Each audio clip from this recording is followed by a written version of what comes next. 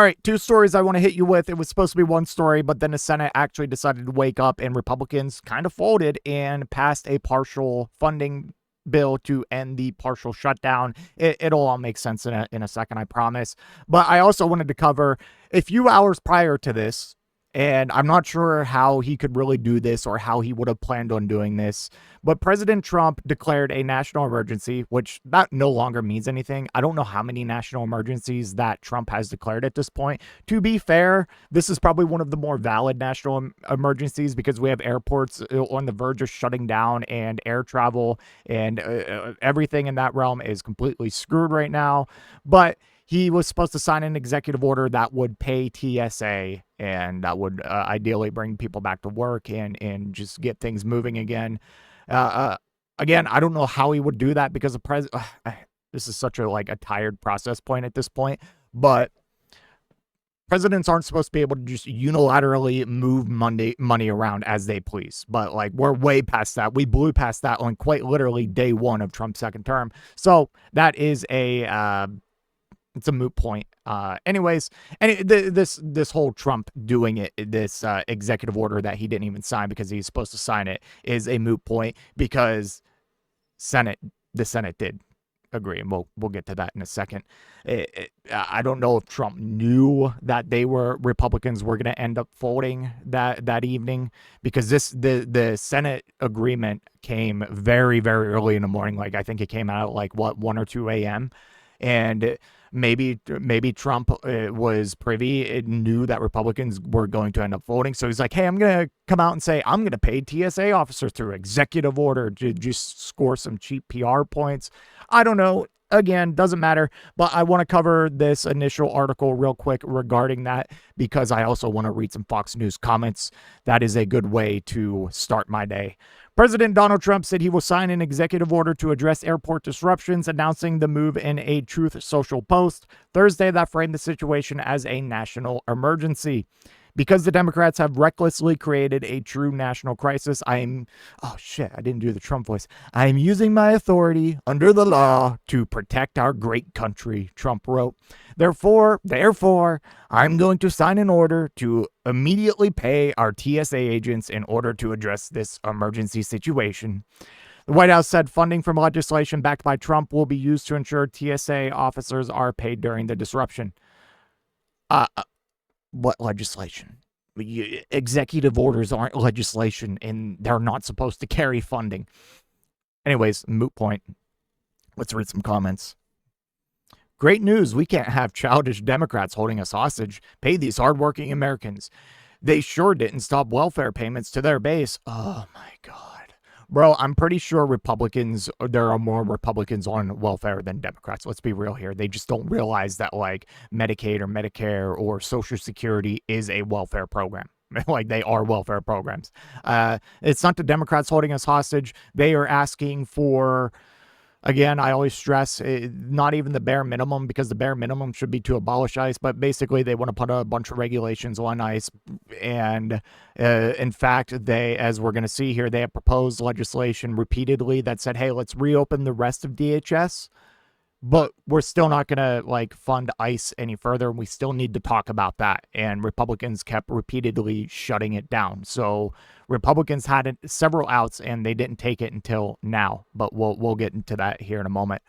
About time. If Congress is paid while not doing their job, then those actually doing a job should receive their pay. I agree with that.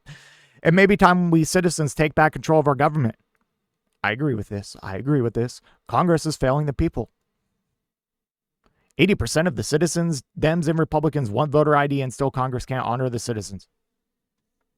You lost me. I understand voter ID polls high, and that's not the focus of this video right now, but you lost me. The pen is mightier than the sword. Now that's what a real president does. Smart move by Trump. It would be political suicide for the Democrats to try and litigate this. It benefits everybody, so there isn't going to be a group of people that oppose this. More litigation to come. The demo rats will file a complaint in opposition. The main stage will be what constitutes an emergency. The president doesn't have the authority to declare such an emergency. Okay, I disagree with this person, but That's kind of funny, and it's kind of true because that's how Democrats are. It's like, you didn't follow the right process.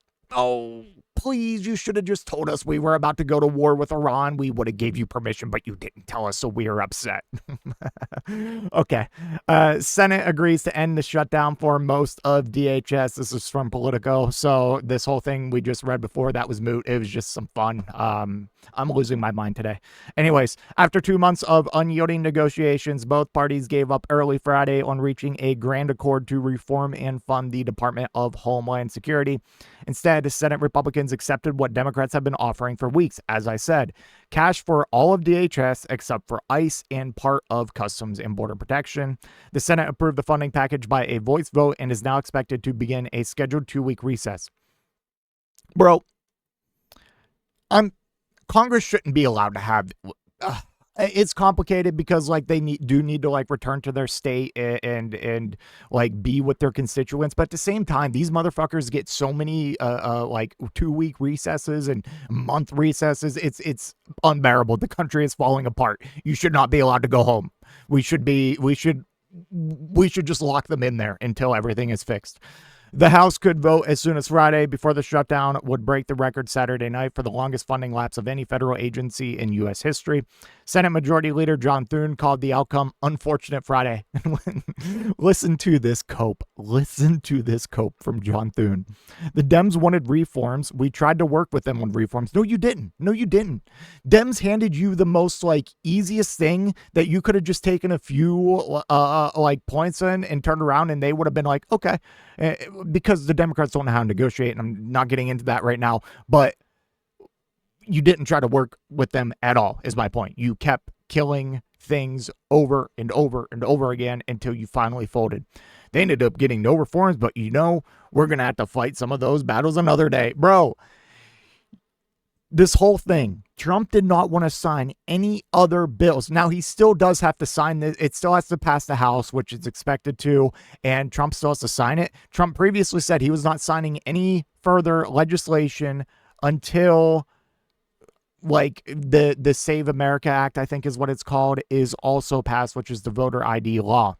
Now, let's see. There's a few more things I wanted to cover. The Senate approved package includes some of the provisions agreed to as part of the January funding negotiations, including $20 million for body cameras for immigration enforcement agents. See, this is one of the demands that is technically nothing because, like I say, like yeah, we can watch them kill people on camera now. Like these agents were already recording, but like this isn't going to stop them. The person who murdered Renee Good, shot her in the face, had his phone in his left hand, okay? Recording. In the meantime, even if the reconciliation effort falls short, ICE and CBP can operate on what remains of the nearly $140 billion windfall they received under last year's mega bill for $140 billion. I thought it was like $90 billion. It's $140 billion. Bro, we are paying ICE $140 billion. That is more than the U.S. Marine Corps. That is more money than they get. This is more money than a lot of countries spend on their entire armed forces. And this is supposed to be like a paper pushing agency that's supposed to like hand out paperwork, not go and freaking be armed to the teeth. Oh my God. Oh my God. Anyways, ICE was paid this whole time. We already know that. Anyways, that's all I had for that story. Just remember, these shutdowns are optional and they are preventable. There are ways to hard code funding for crucial agencies like we've seen Trump and the Republicans do for ICE, but ICE isn't a crucial agency. Notice how they guaranteed ICE funding regardless of a government shutdown, but they didn't do that to like FEMA or TSA. That really shows you what their priorities are. Yeah, anyways, that's all I had for this one. Let me know what you think in the comment section down below, and I will see you in the next one. If you made it to this point in the video, I just want to give a special thank you. If you enjoyed it, please hit that like button down below, and if you really enjoyed it, maybe consider hitting that subscribe button while you're down there. I want to hear your thoughts in the comment section. I will try to reply to any and all comments that I can. Until next time, watch that video on screen.